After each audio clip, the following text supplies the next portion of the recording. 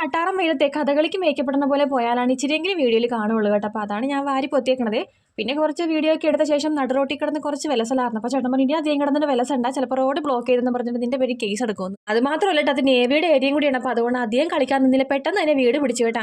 അങ്ങനെ വന്ന പാടെ തന്നെ ആടെ ആഭരണങ്ങൾ അങ്ങോട്ട് അഴിച്ച് മാറ്റിയെടുത്തേ ഗോതയിലോട്ട് കയറി. അപ്പോൾ രാവിലെ ഞാൻ ചോറ് തിളപ്പിച്ച് തെർമൽ കുക്കറിൽ വെച്ചിട്ടുണ്ടായിരുന്നു.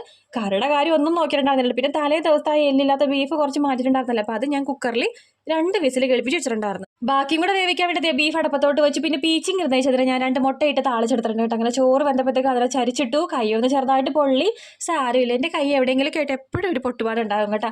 പിന്നെ ബീഫ് തേങ്ങ കൊത്തിട്ടാണ് കേട്ടോ വരട്ടി എടുക്കണത്. അങ്ങനെ നമ്മുടെ കറികളൊക്കെ മൊത്തം റെഡിയായേ. അങ്ങനെ പെട്ടെന്ന് തന്നെ ചോറ് കഴിച്ചു. പിന്നെ ഞാൻ ഒറ്റ ഉറക്കം കൂടെ വെച്ച് കൊടുത്തു കേട്ടോ. എനിക്ക് എവിടെയെങ്കിലും പോയിട്ട് വന്നു പിന്നെ ഭയങ്കര ക്ഷീണമാണ്. പിന്നെ ഒരു കാര്യം കൂടെ ഓർമ്മിപ്പിക്കട്ടെ, നമ്മുടെ ഗിവയുടെ കാര്യം ആരും മറന്നു പോകരുത്. നാളെയാണ് വിന്നറിനെ സെലക്ട് ചെയ്യണത്. അപ്പോൾ ആ വീഡിയോ ഞാനിവിടെ റിലേറ്റഡ് വീഡിയോ ഇട്ടേക്കാം. അപ്പോൾ ആരെങ്കിലും കമന്റ് ചെയ്യാൻ ബാക്കിയുണ്ടെങ്കിൽ പോയി കമന്റ് ചെയ്തോളൂ കേട്ടോ. വൈകിട്ടായപ്പോഴത്തേക്കും അപ്പം വട്ടച്ചാളയുമായിട്ട് വന്നിട്ടുണ്ടാകുന്നുണ്ട്. പത്രമുള്ള